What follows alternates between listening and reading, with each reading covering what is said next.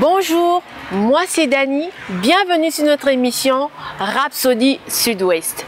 C'est quoi la Rhapsodie Sud-Ouest? C'est une émission dans laquelle nous allons faire avec vous la lecture de la Rhapsodie des réalités, de notre dévotionnel quotidien, de l'ange messager.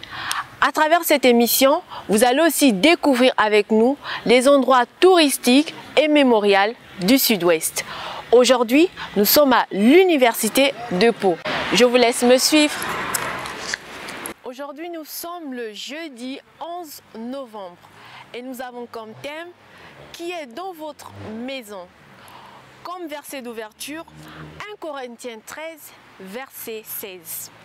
Ne savez-vous pas que vous êtes le temple de Dieu et que l'Esprit de Dieu habite en vous? Pasteur Chris nous dit, la volonté de Dieu est que vous marchiez dans la santé divine. Il ne vous a pas créé pour la maladie.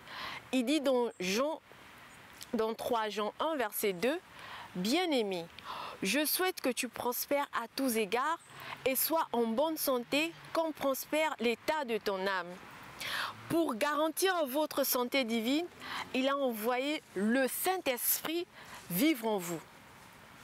Romains 8, 11 nous dit, « Et si l'Esprit de Dieu, de celui qui a ressuscité Jésus d'entre les morts, habite en vous, celui qui a ressuscité Christ d'entre les morts rendra aussi la vie à votre corps mortel par son Esprit qui habite en vous. » Ceci montre le résultat d'avoir le Saint-Esprit vivant en vous.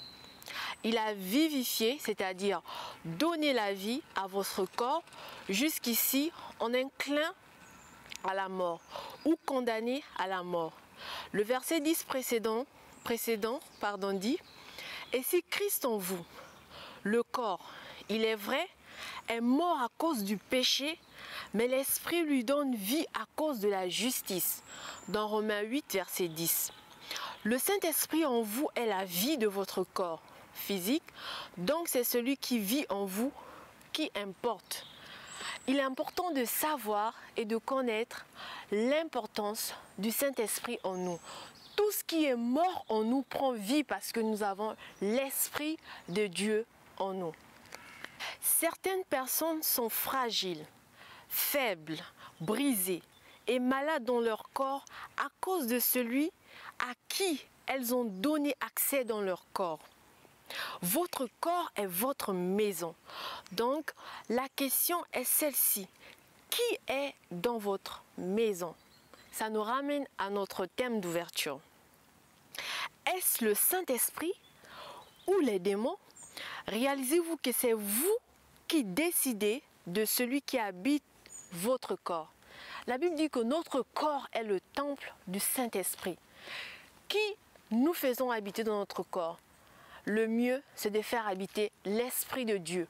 Parce qu'avec l'Esprit de Dieu dans notre corps, nous avons la stabilité spirituelle, financière, dans la société. Nous allons continuer la lecture.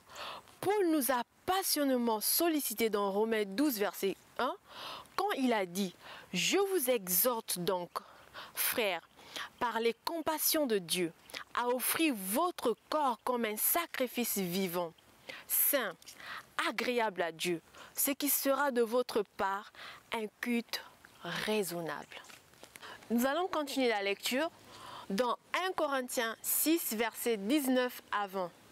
Il a insisté, « Ne savez-vous pas que votre corps est le temple du Saint-Esprit qui est en vous et que vous avez reçu de Dieu et que vous ne vous appartenez point à vous-même, car vous avez été rachetés à un grand prix. Glorifiez donc Dieu dans votre corps et dans votre esprit qui appartiennent à Dieu. » Alléluia. Si, pour quelque raison que ce soit, il y avait des démons qui vous tourmentaient et causaient toutes sortes de douleurs, de détresse, d'infections et de maladies dans votre corps, vous pouvez vous libérer à l'instant même en utilisant le nom de Jésus. Alléluia. La Bible dit, voici les miracles qui accompagneront ceux qui auront cru en mon nom. Ils chasseront les démons. Vous pouvez lire cela dans Marc 16, verset 17. Peu importe pendant combien de temps ces esprits méchants ont pu vous troubler, ordonnez-leur de partir maintenant. Dites-leur de plier bagage avec leur maladie et de sortir de votre corps. Nous allons lire dans Colossiens 1, verset 27. Christ en vous, l'espérance de la gloire. Gloire à Dieu. Grâce soit rendue à Dieu. Votre vie est pour la gloire de Dieu. Déclare que ma vie est pour la gloire de Dieu maintenant. Maintenant que Christ a été élu dans votre domicile, c'est-à-dire Christ a élu domicile en vous, vous avez la paix et l'honneur avec Dieu. Dieu vous a séparé de la maladie, des maux et de tout ce qui est des ténèbres. Alléluia, gloire à Dieu. Nous allons prendre la prière de confession. Vous allez répéter après moi. Je ne donne aucune place à la maladie ou à l'infirmité dans mon corps. Le Saint-Esprit vit en moi.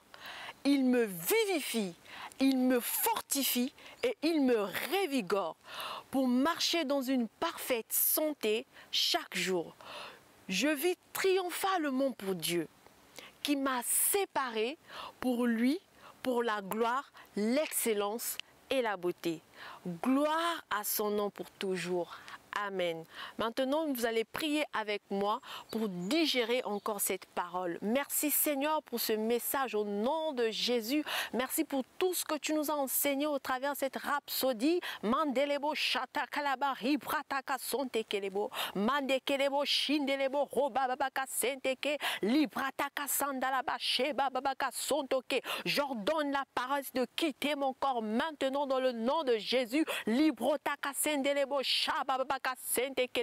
Christ en moi, l'expérience, la gloire. Je dégage encore la gloire de Dieu dans ma vie maintenant au nom de Jésus. Merci.